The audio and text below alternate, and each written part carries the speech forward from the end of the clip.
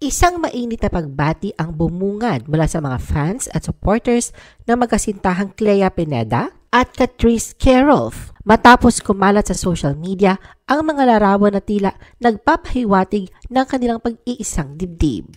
The Philippine Showbiz List presents Clea Pineda and Catrice Keroff's Journey to a Happy Ending. Noong March 2003, opisyal na isinapubliko ni Clea Pineda ang kanyang pagiging isang miyembro ng LGBTQIA+ community sa mismong selebrasyon ng kanyang 24th birthday. Sa parehong buwan, ipinakilala rin ni Clea sa publiko ang kanyang kasintahan si Catrice Keroff. Mula noon, naging bukas ang dalawa sa pagbabahagi ng kanilang relasyon sa social media, nang puno ng masasayang larawan, bonding moments at mga kwento ng kanilang adventures bilang magkasintahan. Noong January 31, 2025, ipinagdiwang ng dalawa ang kanilang 3rd anniversary bilang magkasintahan. Isang espesyal na Instagram post ang inihandog ni Clea para kay Catrice. Sa nasabing post, makikita isang video compilation ng kanilang sweet moments bilang magkasintahan, mula sa kanilang mga simpleng bonding moments hanggang sa mga espesyal na lakad sa iba't ibang lugar. Sa likod ng bawat larawan at video ay makikita ang lalim ng damdamin ni Clea para sa kanyang kasintahan na mistulang buo ang loob at panatag ang puso sa piling ni Catrice. Bago pa man sumapit ang kanilang anniversary, nagkaroon ng masayang bakasyon sila Clea at Catrice sa Thailand kung saan sinamahan sila ng kanilang mga kaibigan. Isa ito sa mga paraan ng kanilang pagdiriwang sa kanilang relasyon, hindi lamang bilang magkasintahan, kundi bilang magkaibigan na nagsasama sa mga bagong karanasan. Sa Bangkok, nag-explore sila ng iba't ibang pasyalan, kabilang na ang Elephant Safari, at inilarawan ang kanilang paglalakad sa syudad na parang mga lokal na mamamayan.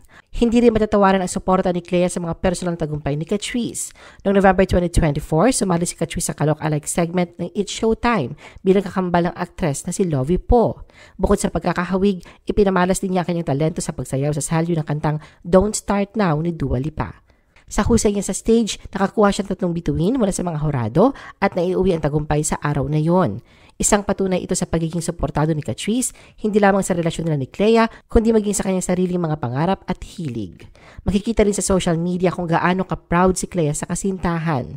Ibinahagi niya ang tagumpay ni Catrice sa kanyang Instagram stories at ipinakita ang kanyang pagtuwa sa pagkakahawig nito kay Lovie Po na isa rin pala sa kanyang mga hinahanga ang artista.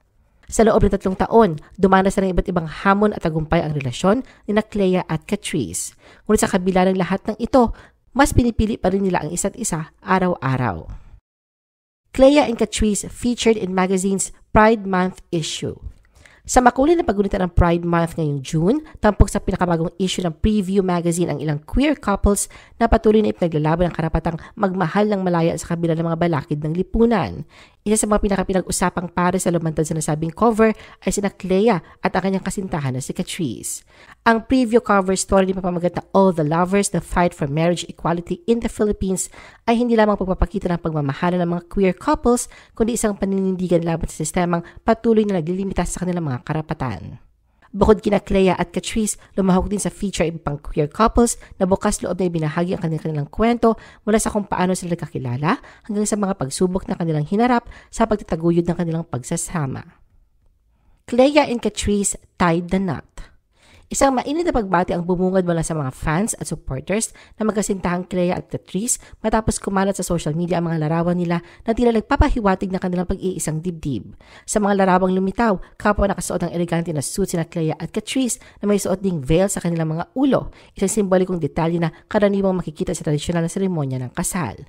Kapansin-pansin din ang hawak na bulaklak ni Clea na mas lalo pang nagbigay kulay at diwa sa espekulasyong naganap na nga ang kanilang kasalan. Agad namang umani ng iba't ibang reaksyon mula sa netizens ang balitang ito. Sa isang banda, maraming supporters ang natuwa at naantig sa tila katuparan ng isang pag-ibig na matagal lang sinusubaybayan at hinahangaan sa social media.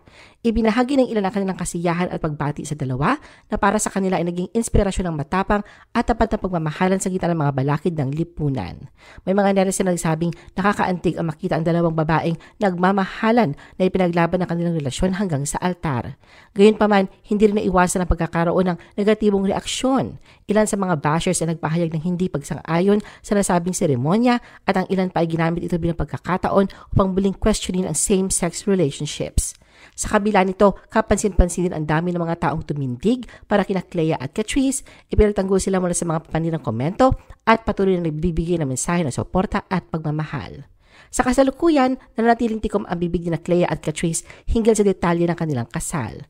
Wala pa ring opisyal na pahayag mula sa alinman sa kanila ukol sa kung kailan at saan isinagawa ang seremonya o kung ito ba ay simboliko lamang o may legal na bisa. Ang kawalan ng kumpirmasyon ay lalo pa nagpatindi sa usapan online at naging sentro ng diskurso ang usapin ng same-sex marriage at kung paano ito tinitingnan sa Pilipinas. Ano ang masasabi mo sa video na ito? Mag-like o mag-react at huwag mahiyang mag-comment. For our YouTube viewers, huwag kalimutan mag-subscribe at i-hit ang notification button. At para sa aming Facebook viewers, mag-like at follow sa aming Facebook page para updated ka sa mga showbiz chika. Thanks for watching!